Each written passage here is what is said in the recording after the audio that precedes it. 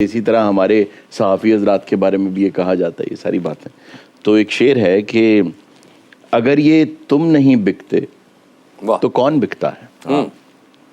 अगर ये तुम नहीं बिकते तो कौन बिकता है। अगर ये तुम नहीं लिखते तो कौन लिखता है। देखता हूँ जो दार से तो शाह के पहलू में, अगर ये तुम नहीं दिखते तो कौन दिखता है। क्या बात है हारून साहब, आपको शायरी से बहुत रग़बत है। मुझे बताएं, नंगे पांव छत पे आने वाली हमसाई को कौन सा शेर सुनाते थे? मेरा ख्याल है उसके लिए बेहतरीन शेर ये हो सकता है कि रात लहरा के चली है इसे आंचल कर दो, तो मुझे शाम का जलता हुआ जंगल कर दो। एक मिसरा अधूरा है मेरे कागज पर, छत पे आ जाओ मेरा शेर मुकम्मल कर। और एक सेल्फी मेरे व्हाट्सएप पे सेंड कर दो। अच्छा हारून, आप मुझे ये शायरी की रूह में बताओ कि लव लेटर और साइफर में क्या फर्क होता है? आपका मेकअप देख के मेरा रूह नहीं करता जवाब दे। इन्होंने थोड़ा जा रूह अफजा पे आओ ताकि ना थोड़ी जी रूह बाहर आए तो मेरा रूह लान। अपना हारून पापा माड़ा एक निजी मसला पे चलना, जरा उससे मुतल्लिक में कि जरा थोड़ा गाइड करो। मैंने आपको दवाखाना बता दिया था।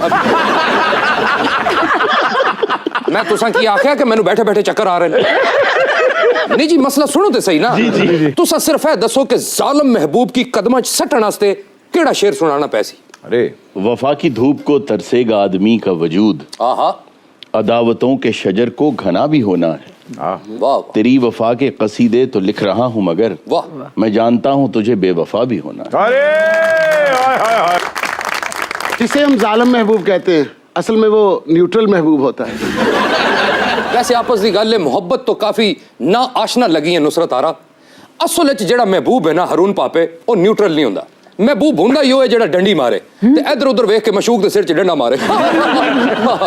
वैसे तेरी इस गल तो ना साफ पता लग गया कि फैज साहब ने तेरे बारे च लिखिया सी। क्या? जुत्ती मेरी जांदी है पहाड़िए दे नाल ते पौला मेरा जांदा है डोगरे दे नाल। एक मिनट जी, एक मिनट, शो ते होंदा ही रहसी। गल सुनो जी, ए फैज पापे ने केड़े दिहाड़े फरमाया सी? जिस महफिल में मैडम नूरजहां को फैज साहब ने वो नज़म दी थी, मुझसे पहली सी मोहब्बत मेरे महबूब ना मांग। हाँ जी। हुण कोई गल की थी मैं तोड़ दियांगी तेरी टांग। ਤੁਹਾਡੀ आवाज कट कट के आ रही, जरा माइक च गल करो। मोबाइल ना महंगा ले, मैंने उस मुसीबत च पाई। कभी सिर्फ शायरों की दावत भी की है और वहां से कभी ऑडियो या वीडियो लीक हुई है? एक मर्तबा जी एक शायर ने मेरी दावत कर दी थी। अच्छा। और जब मैं कुछ खाना लेने लगता था तो वो एकदम अपना कलाम शुरू कर देते थे, मैं फिर रुक जाता था। और वो जब तक खाना बिल्कुल ठंडा नहीं हो गया तब तक उनका दीवान ख़त्म नहीं हुआ। और फिर मैंने खाना शुरू कर दिया तो जो अगली नज़्म उन्होंने सुनाई वो स्टार्ट ही यहाँ से होती थी। कहते हैं जी सियासत के बारे में। मैंने कहा जी सुनाए, तो कहने लगे खाई जा रहे हैं खाई जा रहे हैं। खाई जा रहे हैं, बार बार सालन पाई। और आपने जाते हुए कहना था मुशारा ठंडा था। आप दोनों की फिल्म पे बड़ी गहरी निगाह है। अभी हाल ही में the legend of Maula Jatt जो आई है, उसके बारे में आप लोगों के क्या ओपिनियंस है? मेरा ख्याल है कि हमारी पाकिस्तान की फिल्म इंडस्ट्री में के कद में इजाफा हुआ इस फिल्म से, क्योंकि जो प्रोडक्शन का लेवल है वो बिल्कुल हॉलीवुड से भी कम नहीं है। 15 साल में 2 फिल्में डिलीवर करना, आपको लगता है एज ए डायरेक्टर ये एवरेज फीजिबल है कि नहीं? मेरा ये ख्याल है कि दो तरह के लोग दुनिया में होते हैं, एक क्वांटिटी पे बिलीव करते हैं और एक क्वालिटी पे। और Bilal is one of those people कि जो क्वालिटी पे बिलीव करते हैं कि आप क्वालिटी अच्छी दें चाहे आप काम कम करें। आलिया जी, दोनों वर्ल्ड कप सर पे खड़े हैं, मुझे बताएं इस पूरे वर्ल्ड कप में आप पाकिस्तान की टीम को कहां देखती हैं? सेमीफाइनल में तो डेफिनेटली पहुंचेंगे दुआ करनी तो पूरी करो, फाइनल भी जीतांगे इंशाल्लाह। और अगर बाबर आजम वर्ल्ड कप पाकिस्तान लेके आ गए तो क्या एक नई पॉलिटिकल पार्टी बनने वाली है हारून साहब?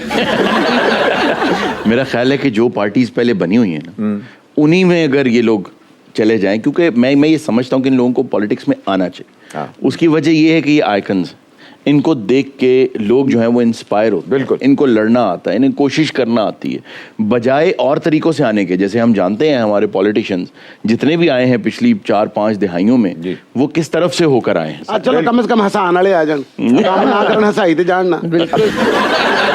एक छोटी सी ब्रेक लेते हैं। आप देख रहे हैं सुपर लड़ी बदोबदी, मौका मिले कदी कदी। बड़ी खिंच के शेप मारी हुई है। एंड वेलकम बैक ख़वातीन और हज़रात, आप देख रहे हैं सुपर हारून साहब, न्यूक्लियर एसिड्स के मामले में सबसे केयरलेस मुल्क अमेरिका है जी। हंसते बसते शहरों के ऊपर एटम बम गिराए हुए हैं। और अभी हाल ही में जो बाइडेन साहब के पास इतनी ऑडेसिटी है कि उन्होंने कहा है कि पाकिस्तान सबसे खतरनाक न्यूक्लियर मुल्क है। देखिए, मुझे ये लगता है कि अब उम्र का ना उन पर बहुत ज़्यादा असर हो गया है। हाँ। वो कुछ सठियाने वाली कैफियत में है। बिल्कुल बिल्कुल। शायद उनकी memory is not serving him well. आप देखें, चेरनोबिल का वाक़या पाकिस्तान में नहीं हुआ, इंडिया में भी इस किस्म का वाक़या हो चुका है। इंडिया का एक मिसाइल भी चल के यहाँ आ चुका है कुछ अर्सा पहले। और अमेरिका तो रास्ता भूल गया था। और उसके बाद अमेरिका ने जब जापान के ऊपर हमले किए और वहाँ पे एटम बम गिराए, तो मैं ये समझता हूँ कि वो वक्त था कि जब पूरी दुनिया को उनसे उनका एटमी जो प्रोग्राम है वो छीन लेना चाहिए था। कि इतनी गैर जिम्मेदारी। फिर नॉर्थ कोरिया है, बहुत से ऐसे ममालिक हैं। तो मैं ये समझता हूँ पाकिस्तान तो बहुत जिम्मेदार रियासत है इस हवाले से। हाँ, नहीं और तुसी गल की कर रहे हो, जो बाइडन दी बड़ा मरीज दे हाथ वर्गा मुंह है, दफा कराओ। तिहाई मुनाफिक के मुल्तान दे अंब खाई जाता ते बंब दे खिलाफ बोली जाए। और बुजुर्गी च बेचारा कोट शोट पा के जो माइक दे के खलोंदा है, इंज लगदा है नाती तोती बिल्ली खलोती है। ते तमीज नहीं है, तेरे बाजरे की राखी दिखाओ। बाइडन की बात मत करो, उसका मुंह ऐसे है जैसे 12 नंबर जॉगर होता है। संसद सल्तनत अल्लाह दी जुतियां वाला। अच्छा, आपको आज मिलके मुझे एहसास हुआ है 12 नंबर से बड़ा भी होता है। अच्छा, इन्होंने जुती नहीं आती, इन्होंने जुती वाला डब्बा आंदा।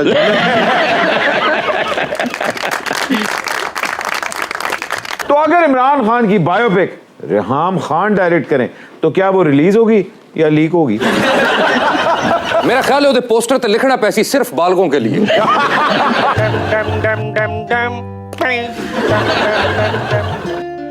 छक्के खाए थे बड़े बल्लेबाज से, पैसे पकड़े थे मैंने सट्टेबाज से, मेरा कैरियर हो गया किल, जरा देख ले आके परवाने,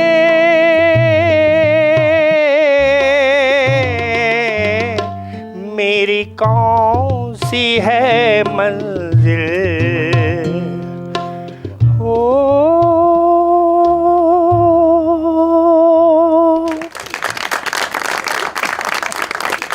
लो यार, आज फिर मम्मी आ गई है। फिक्र मत करो, पापा भी आएगा। ओ भाई, किसकी मम्मी हो? मैं एक ऑलराउंडर मम्मी हूँ। बड़ी मुश्किल से टीम में जगह मिली थी, लेकिन मैंने कॉलोनी में जगह लेने के लिए मैच फिक्स कर दिया। अच्छा, पहली चोरी तो पहले था, पहली फिटनेस ची पकड़ा गया। ओहो, फिक्सिंग नहीं फिक्सिंग। मेरी इतनी थू थू लानत हुई और मैं मर गया, और मर के मैं अमर हो गया। एक मिनट, तुम जहर पी के तो नहीं मरे? नहीं, जहर पीने से मेरे जिस्म में एनर्जी पैदा हो गई। फिर अपना हाथ चट के मरे है।